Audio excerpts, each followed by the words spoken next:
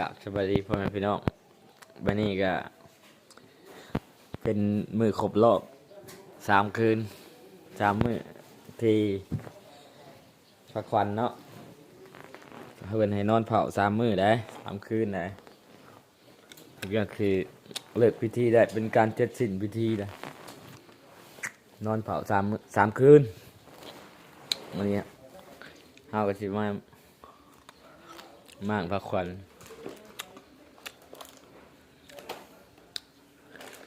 ถือว่าเป็นการเสร็จสิ้นพิธีเรียบร้อยถูกต้องตามประเพณีที่คล้องประเพณีลาวนะมั่งเลยไหมมั่งเอาไฟมันเลย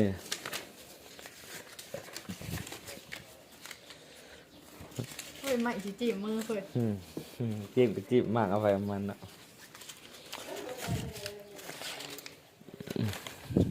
จึงขนมมาค่อยหลักกินหลายมื้อแหละขนม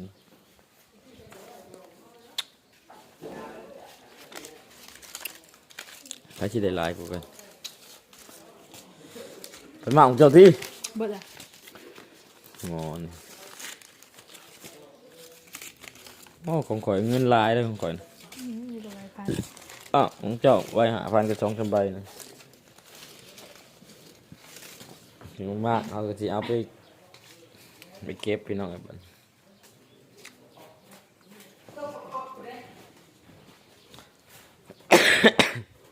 โอ้ยเจ็บคอเลือดเวียนนะ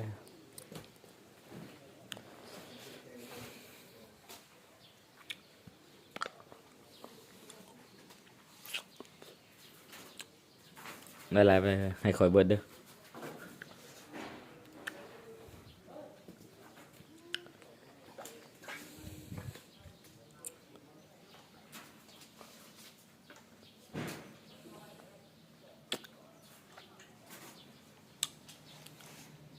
คนบ้านเฮาน่าจะเข้าใจเนาะเพราะว่าเคยเข้าว่าควันนะ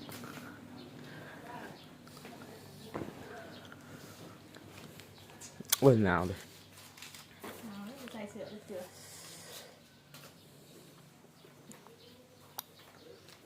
หนาวไหมครับขนมจะถิ่มจะที่นอนนะถ้ามันเปื้อนอย่างข้างล่างก็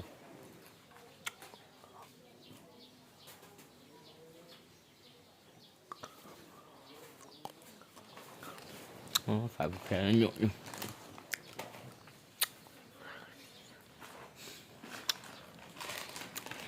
กับบ่มีหยังหลายทุกคนมาม่างพระควันให้เบิ่งขนมก็หลายเอากินไว้เจ็บคอ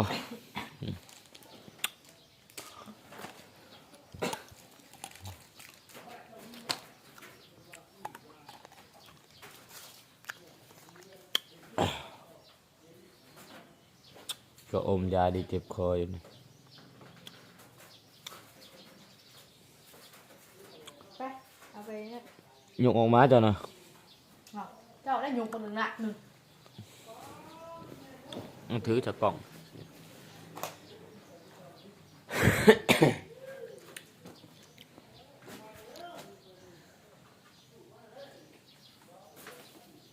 ว่ามันเขา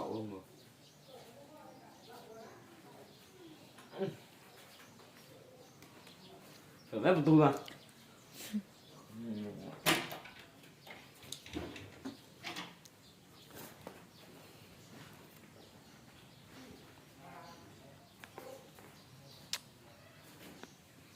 ไปเอาอันที่สองแล้ว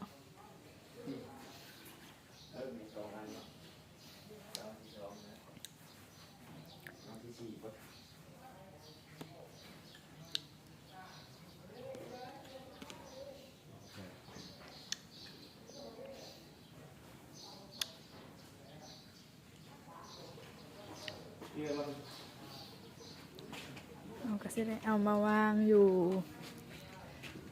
ขั้ว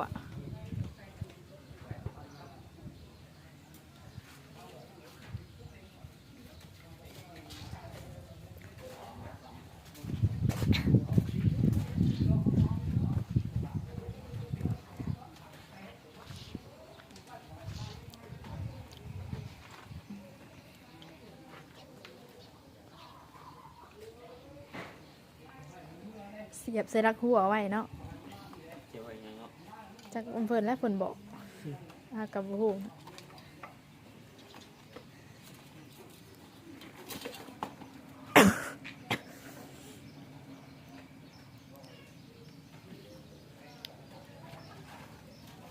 แก้วก็แตกยังบ่มีมันไฟกวด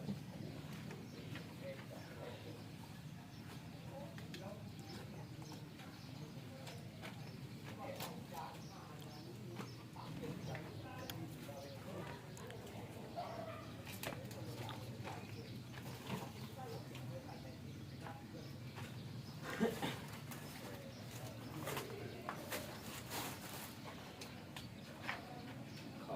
เกลือไก่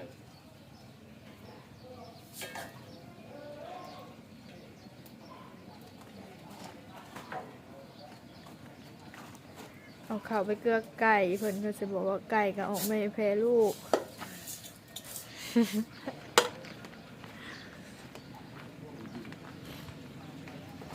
อักสิไป เอาอันที่สองแทน นับเถอะ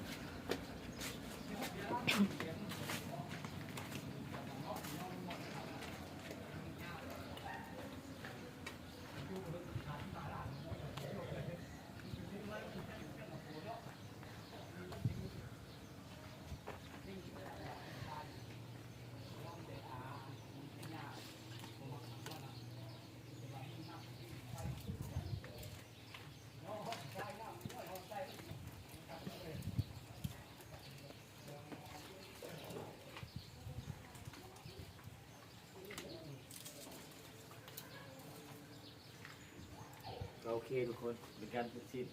แต่เขากล่าวเขาว่าสบายทุกกล้อง ปิดหมองใด เอาแล้วคนถ่ายนะท่าน ปิดหมองนี้บอก จาก